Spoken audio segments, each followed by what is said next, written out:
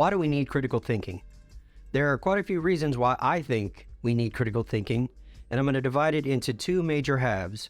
Number one, I'm going to talk about obstacles toward our critical thinking. What are the things that prevent us from thinking critically naturally without having to think about it? And then the second thing I'll do is explain why we need critical thinking in a more positive sense. What are the goals of critical thinking?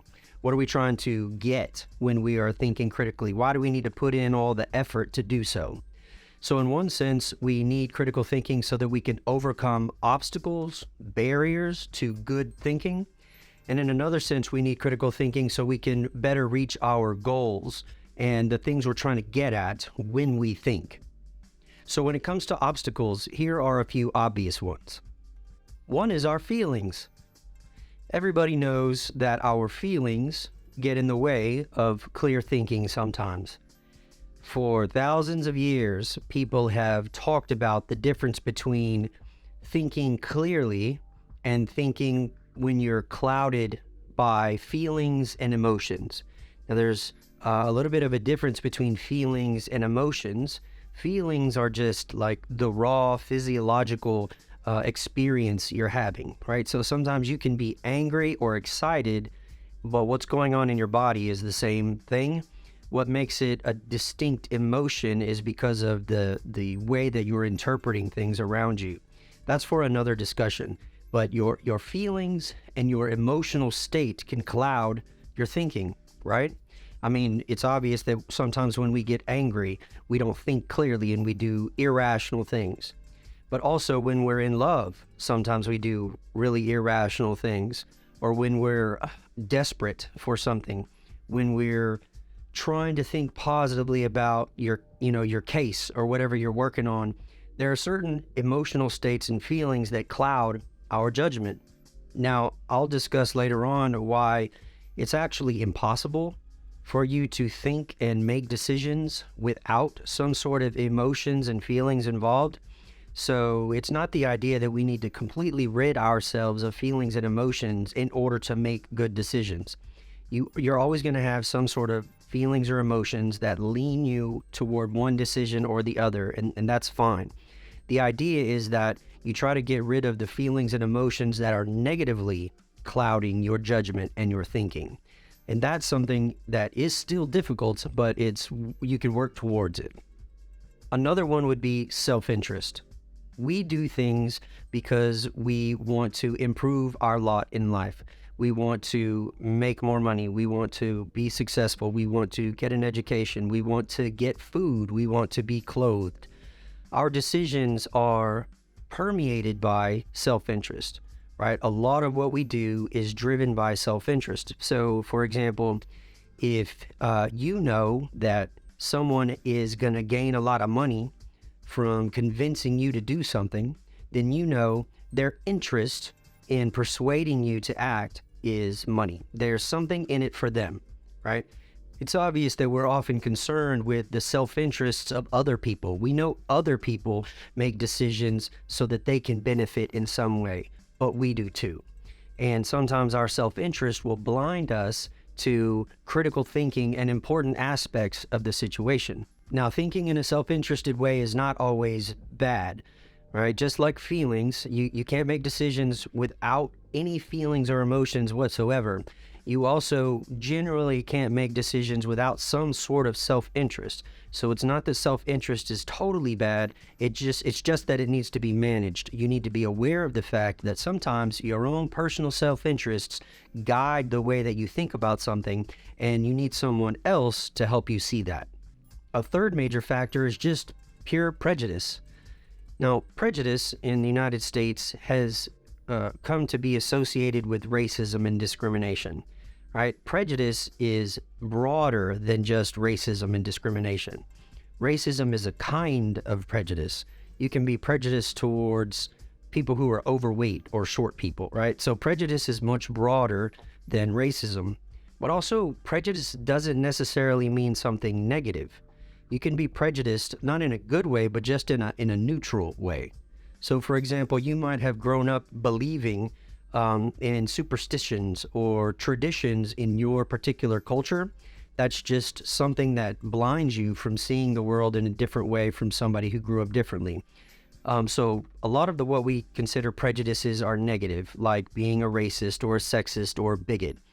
And most of the time, these prejudices, we grew up with them. We don't necessarily know where we got them, and they're a core part of the way that we believe, and we don't even stop to question them, right?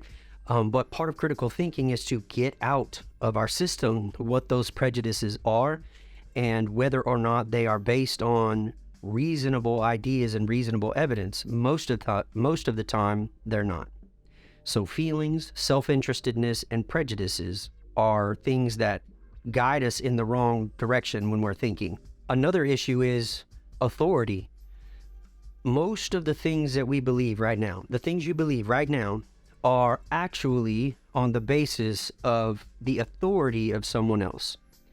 It's because you learned something from a teacher like myself, or a parent, or a pastor, or an author of a book you read. You learned many things and you believe many things on the basis of the authority of others. So, for example, you don't believe that there are other planets in the solar system right now because you've done the experimentation and the observation. You believe it because textbooks told you that, and teachers tell you that, and the media tells you that. Well, again, just like feelings and self-interestedness and prejudices, believing things on the basis of others is not necessarily bad. In fact, it's quite normal. The key, though, is to determine whether the authorities you learned from were actually authorities in that subject, right? If you're learning about astronomy from someone whose education, experience, and background is in botany and horticulture, not astronomy, then maybe you want to learn material from someone whose expertise is actually in astronomy, right? If you're learning economics from somebody who's not great at math, maybe you need to find somebody who is an actual economist or teaches economics. So it's not necessarily bad that you believe things on the authority of others. It's just that you want to be aware, what things do I believe on the basis of authorities? And are the authorities I learned from, my parents, a pastor, an author, a teacher, whatever, are they reliable authorities in that subject?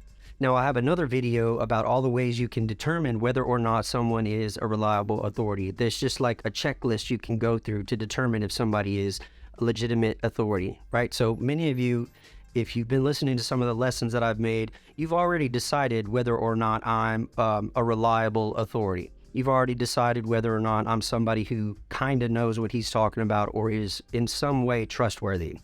I don't expect you to believe everything I say. If you're going to be a good critical thinker, then you're going to question some of the things that I say and determine whether or not they're reliable and legitimate. So we often blindly believe things on the authority of others, and critical thinking helps get away from that.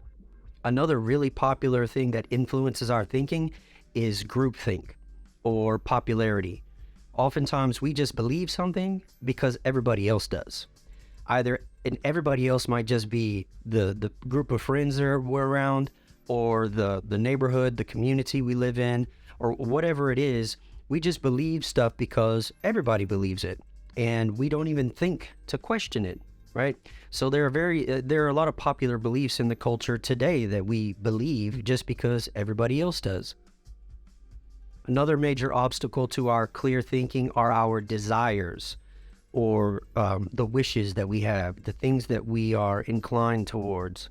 So this is similar to feelings, but a feeling is, a physical state. It's something that you can physically feel, and an emotion is the feelings plus the way that you interpret a particular situation. But your desires don't necessarily have any effect on your physiology, your biology. They don't necessarily make you feel any particular way, or your emotions. It's just something that you want, right? It could be something long-term. It could be something short-term, like you have a desire for food, or you have a desire to make parole, or you have a desire to get a degree.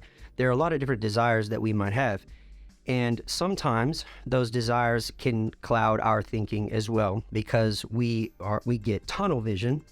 We're not looking at anything else. We're only looking at the thing that we want. whatever it might be.